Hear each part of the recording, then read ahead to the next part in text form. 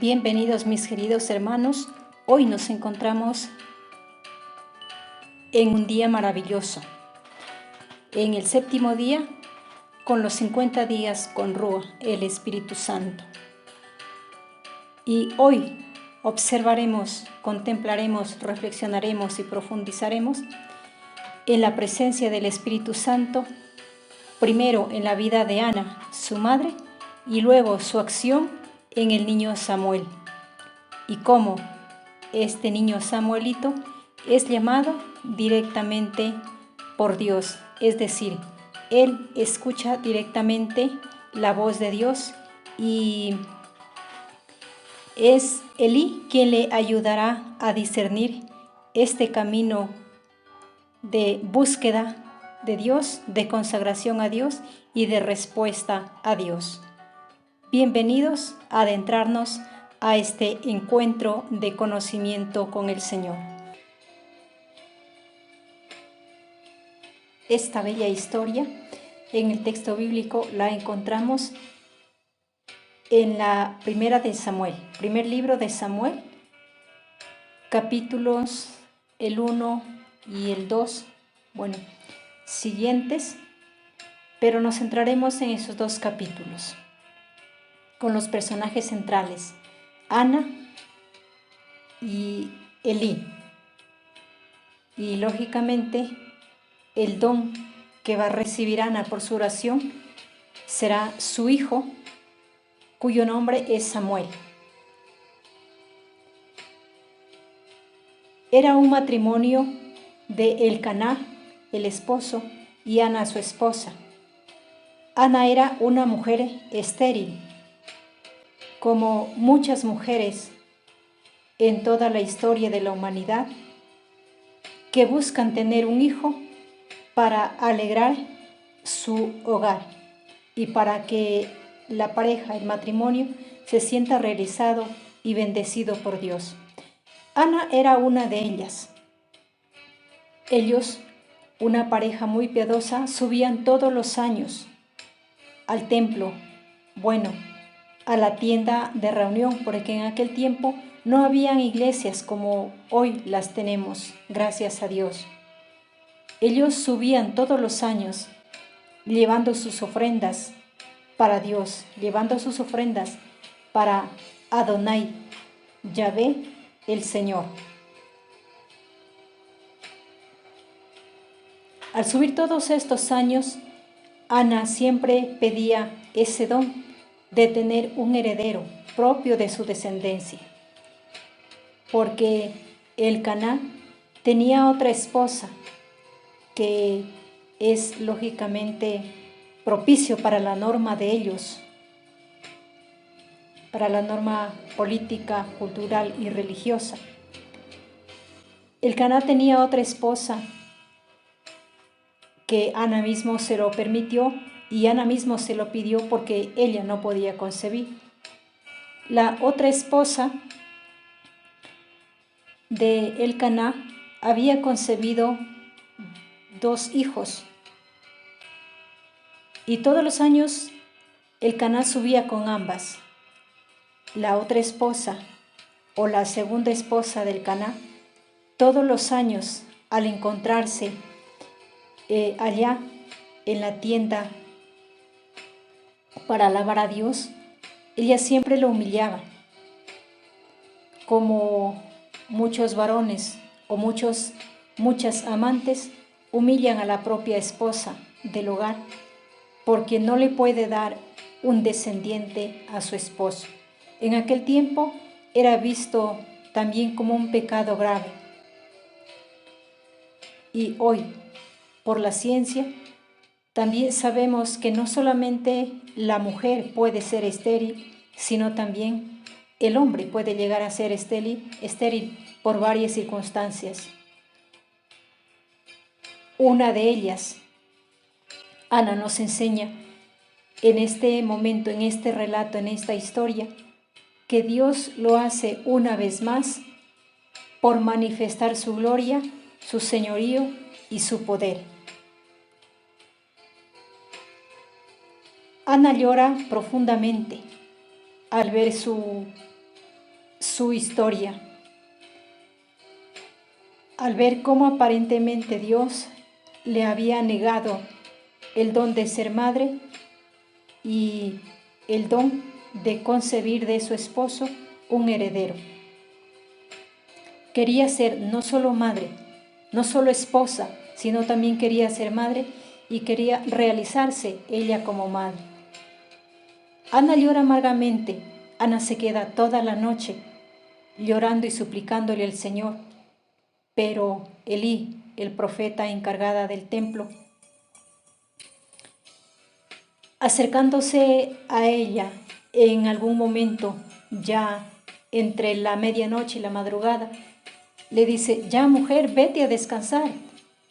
En otras palabras, deja de molestar al Señor.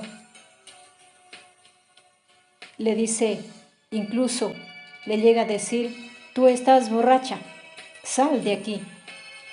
Y Ana le dice a Elí, al profeta Elí: no, mi Señor, no estoy borracha. Lo único que le pido al Señor es un heredero. Estoy en mi sano juicio. Solo eso le pido al Señor. Elí comprende, le dice: bueno, mujer, entonces que el Señor te conceda los deseos de tu corazón. Y en otras palabras, vete en paz. Al día siguiente, a la madrugada, regresan todos en familia y lógicamente es algo muy maravilloso, es un don tan maravilloso que el Caná se une en intimidad sexual con su esposa Ana. Y Dios, al verlos en esa intimidad, se acuerda del llanto, de la súplica, de la rogativa de Ana y le concede el favor, le concede el don de quedar embarazada. Y es aquí cuando la súplica de Ana, el llanto público de Ana, la súplica en momentos impotentes de Ana es escuchada y su oración al mismo tiempo de súplica se vuelve en gratitud y en bendición.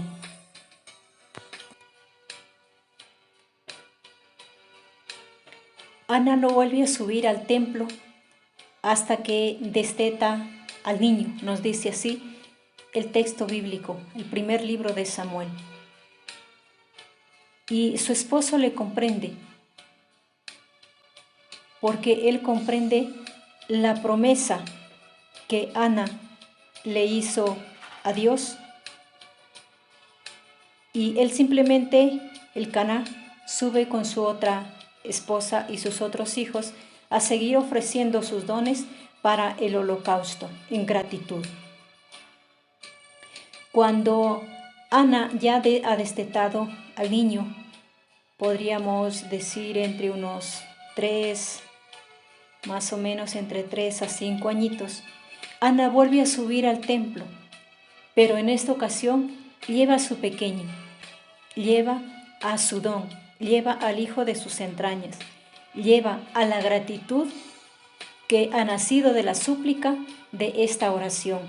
Y esa gratitud y esa súplica tiene nombre y se llama Samuel. Entonces, desde este momento en adelante, diremos: Samuelito, el bendecido por el Señor, el que el Señor lo llamará, el que en el templo Samuelito escuchará la voz del Señor cuando ya él es joven.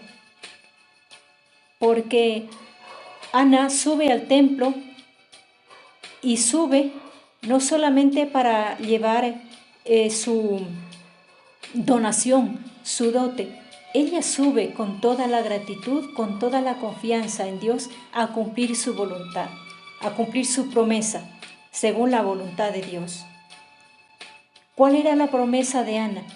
La promesa de Ana era que si Dios le regalaba un hijo de sus entrañas, entonces que este primogénito se lo iba a consagrar al Señor. Y de hecho, que el niño fue llevado al templo y Elí le recibió.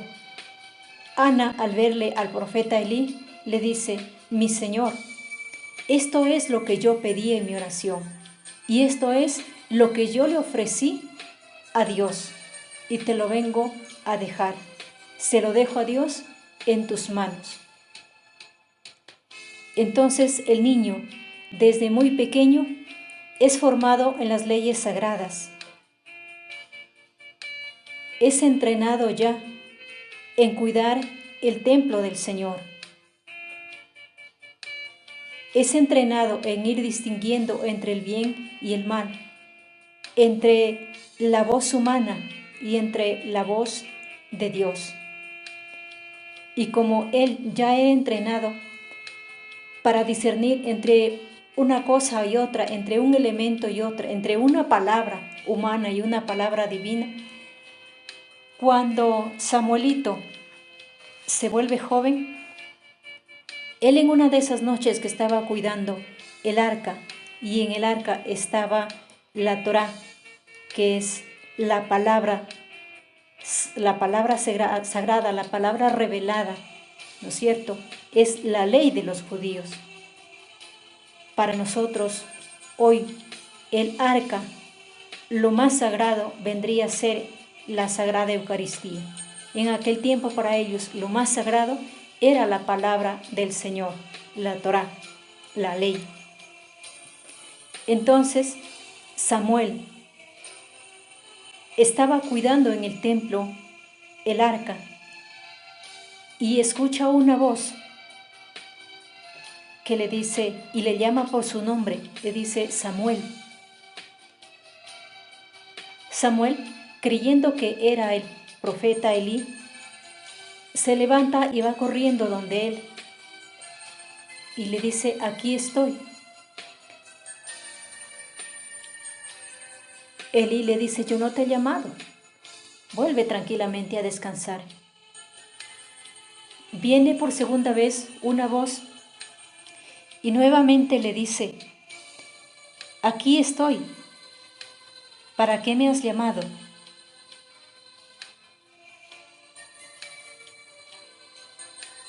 Elí, también que ya es entrenado en toda su experiencia, en toda su trayectoria, es entrenado para escuchar la voz del Señor, le dice: mira, yo no te he llamado. Si te vuelve otra vez a llamar esa voz, le dices: aquí estoy, ¿por qué me has llamado? Y de hecho, que Elí vuelve nuevamente, Samuel vuelve nuevamente a recostarse cerca o frente al arca y nuevamente escucha una voz. Y Samuel, levantándose, le dice: aquí estoy, ¿por qué me has llamado?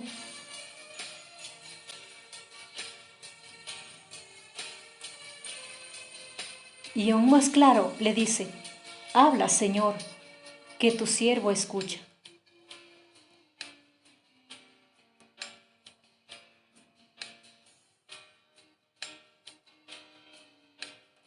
Que este nuestro silencio sea también para decirle hoy al Señor: habla, Señor, que yo te escucho. Que sea tu palabra quien ilumine mi corazón. Que sea tu palabra quien dirija mis pasos. Que sea tu palabra quien oriente mi conciencia, mis pensamientos, mis actos, mis deseos, y todo lo que haga, piense y diga sea discernido y vaya acorde a tu voluntad. Y es cuando, al responderle Samuel al Señor, el Señor le revela lo más sagrado y le dice: mira, le dirás este mensaje al profeta porque tus hijos se han portado mal, los castigaré a ellos y a tu familia. ¿Y cuál era el mal comportamiento de los hijos de Elí? Todos podríamos pensar que Elí, siendo el profeta, siendo el responsable, siendo el protagonista de la historia sagrada de ese momento, podríamos decir que su familia también lo era. Y aquí vemos un acto contradictorio. Sus hijos empezaron a creer y empezaron a robarse todas las ofrendas que llevaban todos los años, todos los que subían al templo. Ellos se robaban, se tomaban de lo mejor y empezaron a hacer lo que ellos querían. Es decir, empezaron a tener por malas influencias empezaron también ellos a actuar mal y empezaron a tener un autoritarismo frente a los demás. Su padre, el profeta Elí, siempre les había corregido, pero ellos jamás le escucharon a su padre. Por eso es que en estos momentos, el joven Samuel, al revelarle lo que Dios le había dicho, que se lo dijera a Elí, él comprendió y simplemente acogió y dijo: es el Señor.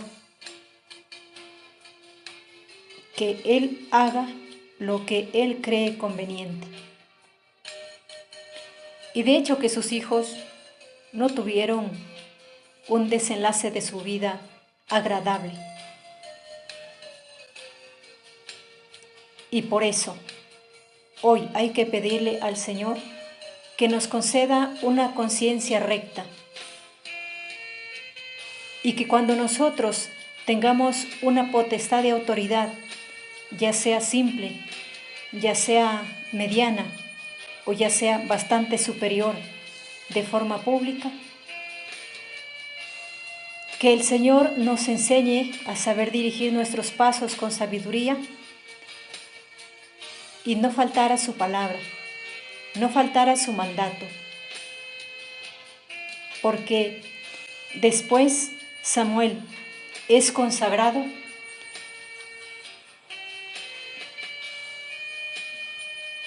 para dirigir al pueblo. Él también es profeta. Y es en el tiempo de Samuel cuando el pueblo ya ha crecido, se ha dispersado bastante, ya han habido muchas generaciones. El pueblo empieza a pedir, al igual que los otros pueblos paganos, o se podría llamar pueblos extranjeros, tenían un rey. Ellos también querían tener un rey y le molestaban y le fastidiaban tanto a Dios que Dios le dijo: listo, nómbrales un rey. Y Samuel les nombrará a Saúl. Este rey tendría que tener una particularidad muy distinta, muy diferente a los otros reyes de las otras naciones. Era el pueblo elegido de Dios. Y este rey elegido para el pueblo de Dios tenía que gobernar según los criterios de Dios. Pero Saúl no lo hizo. Así es que Samuel tuvo que nombrar a otro rey.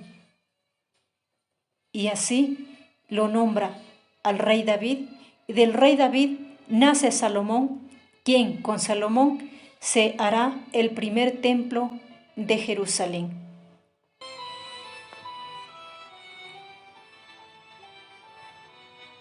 Entonces, este primer libro de Samuel, en esta historia contada de Elcaná, su esposa Ana,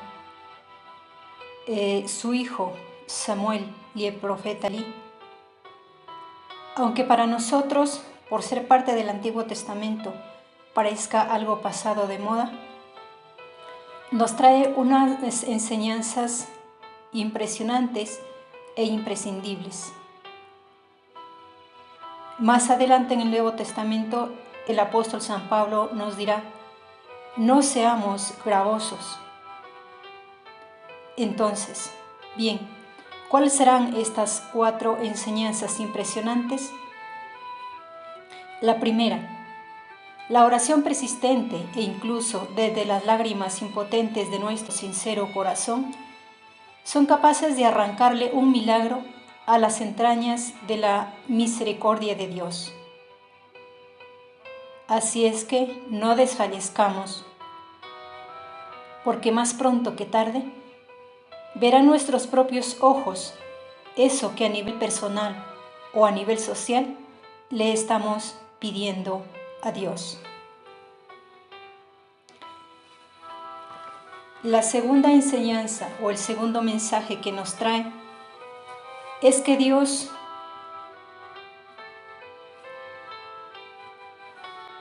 a unos les da el poder de concebir y prolongar una vida en sus entrañas. Y si tú, como mujer, recibiste el don de la maternidad, o tú como varón recibiste el don de la paternidad, es necesario ejercerlo y prolongar esa vida engendrada, para que después sea un fruto de bien y deje huellas en la sociedad. Entonces nos damos cuenta cuánta responsabilidad tiene el padre y la madre. Aclaremos bien, padre como paternidad, como masculinidad desde el origen, y madre como maternidad y feminidad desde, asimismo, desde el origen. Entonces, esto también nos da paso a cuestionarnos una siguiente pregunta. Ahora comprendemos por qué pedagógicamente la Iglesia nos dice el por qué el sacerdote no debe ser casado. Ya nos hemos dado cuenta lo que pasó con Elí. Sus hijos eran antitestimonio ante la sociedad. Y recordemos, el sacerdote también es frágil, y sería más gravoso su fragilidad y la fragilidad de una familia. Es más, Dios quiere que aquel que le siga sea todo para todo, le sirva en todo, con todo su ser.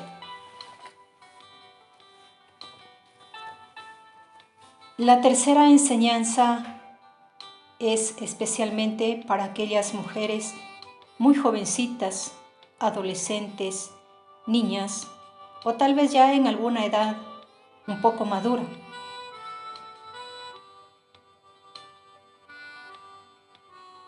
Piénsalo un momento tú. Tal vez en alguna circunstancia que no pensaste, no programaste, no quisiste. Estamos hablando ya un poco de violaciones. No quisiste embarazarte. Y tampoco quieres tener ese hijo o esa hija por las circunstancias en que fue concebida, tal vez. No lo sé, no te juzgo. Pero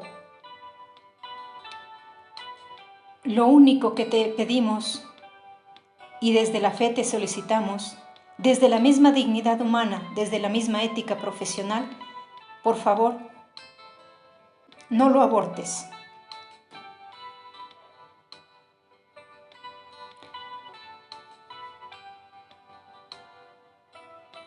¿Por qué no entregarlo mejor a un orfanato, a una fundación provida?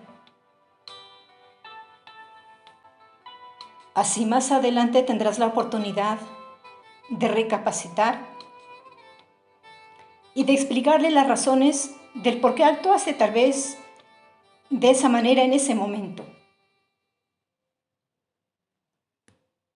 E incluso, no sé, tendrás la oportunidad de ver esa vida que hoy aborreces, de verla más adelante como una bendición, como una alegría y una fortaleza de tu propia vida. Hay muchos testimonios de que en ese momento eran niñas, adolescentes, y hoy adultas un poco ya maduras,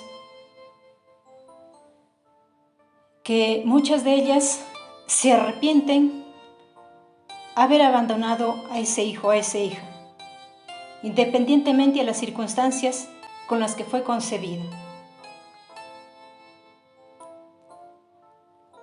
Y se arrepienten porque ya no pueden hacer absolutamente nada. Como también hemos visto, hemos escuchado y hemos sido testigos de otros testimonios también, de mujeres asimismo, que su conciencia no está en paz, porque ya sea que escuchan voces de sus hijos que debieron ser y no lo fueron por una mala decisión. Y no solamente escuchan voces, sino que se les aparecen esos niños. Entonces, vemos cuán importante es tomar una decisión. Decimos siempre con cabeza fría y no en el momento del dolor.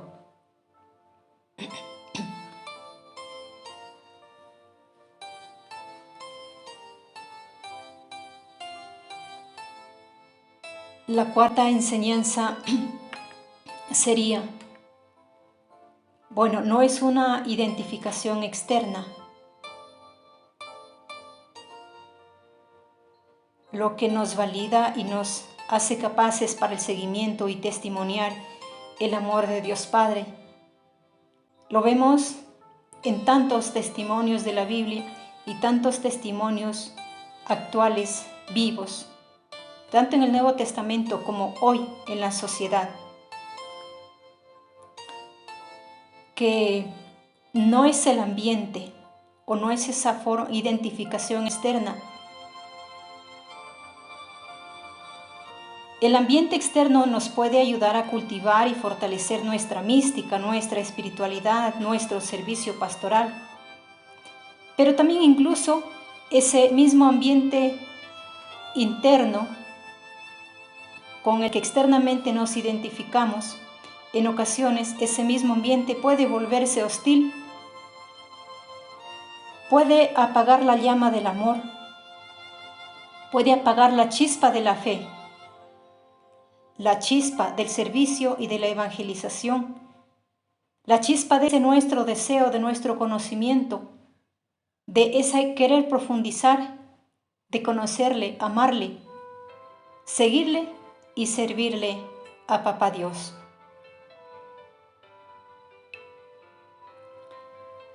Ana y Samuelito nos han enseñado, como todos, que nuestra convicción de buscarle, conocerle, amarle y servirle a Papá Dios es en fidelidad y búsqueda de santidad de vida. Y es este hálito de vida, o sea, el Espíritu Santo, quien en nosotros estará fortaleciéndonos, impulsándonos, sosteniéndonos, iluminándolos y animándonos permanentemente.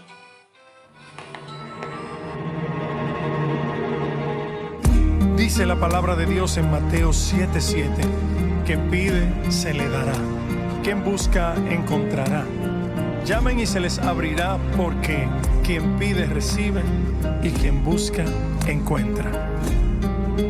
Un milagro, yo solo quiero un milagro, yo necesito el milagro, por eso que te estoy pidiendo, Señor, ayúdame a sobrevivir, ayúdame a salir del peor de mis desiertos,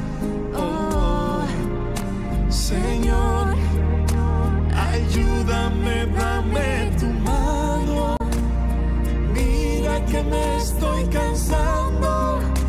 Ayúdame porque no puedo. No, no. Un milagro. Yo solo quiero un milagro. Yo necesito el milagro. Por eso que te estoy pidiendo. Y que se haga tu voluntad. Pero si me puedes sanar, entonces un milagro quiero. Oh, Señor, sé que todo tiene su tiempo. Sé que todo tiene una hora. Pero si te parece bien, hazme ese milagro ahora. Un milagro. Un milagro. Un milagro. Un milagro. Yo solo quiero un milagro. Yo necesito el milagro. Por eso que te estoy pidiendo un milagro. Yo solo quiero un milagro. Yo necesito el milagro. Por eso que te estoy pidiendo.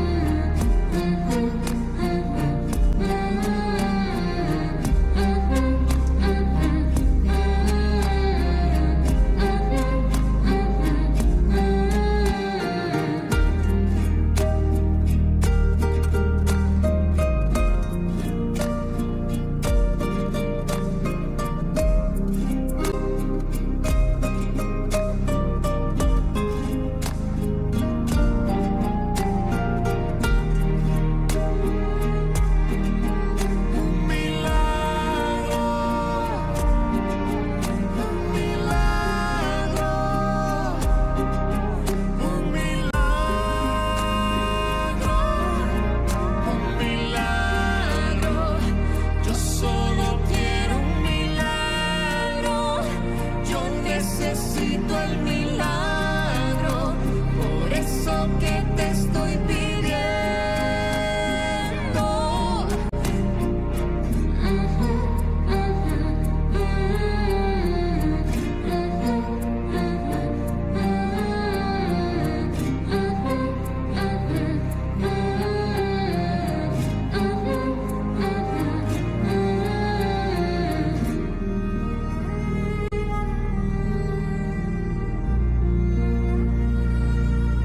Samuel, el profeta, y luego el juez de Israel, nos ha enseñado a decir: habla, Señor, que tu siervo escucha, y aquí estoy para hacer tu voluntad. Son las expresiones específicas cuando un joven o una señorita es llamado a la vocación, a la vida consagrada, a la vida religiosa o a la vocación sacerdotal. Como también puede ser el llamado de cada uno de los cristianos, el llamado suyo y el mío, para decirle: aquí estoy para hacer tu voluntad. Estemos dispuestos para escucharle la voz del Señor y para decirle: no tengo miedo, porque sé que tú llevarás a buen término lo que has empezado en mí.